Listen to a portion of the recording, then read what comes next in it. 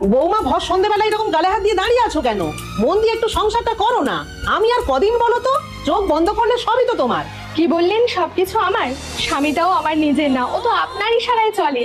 ভোর 5টায় ঘুম থেকে উঠি আর রাত 12টার সময় শুতে যাই।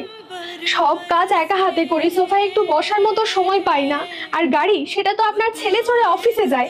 আমার যদি কোনো কাজ থাকে আপনি বলেন অটোই করে চলে যাও। আর বাকি রইলো সোনার জিনিস, সে তো বিয়ের পরের দিনই খুলে নিয়ে আপনি নিজের কাছে রেখে দিয়েছেন। শুধুমাত্র এই মঙ্গলসূত্রটাই আমাকে পরতে দিয়েছেন, তাও আবার দয়া করে। আর আমি যে শাড়িগুলো পরি, এগুলোও আমার বাপের বাড়ি থেকে পাঠায়। তার মধ্যে থেকে বেছে আপনি আবার মেয়ের বাড়ি পাঠিয়ে দেন। আজকাল দেখছি তোমার মুখটা বড্ড বেশি চলছে। বাড়ির বউ হিসাবে ননদের উপরে এগুলো করা তোমার কর্তব্য। বৌমারাই কি সব কর্তব্য পালন করবে? আমার প্রতি আপনাদের কি কোনো দায়িত্ব নেই? আচ্ছা মা, আপনার মেয়ে এখান থেকে যে শাড়িগুলো নিয়ে যায়, সে কি তার ননদকে দেয়? শাড়িটা তো আমার মেয়েকে দিয়েছি, তাও ননদকে দেবে কেন?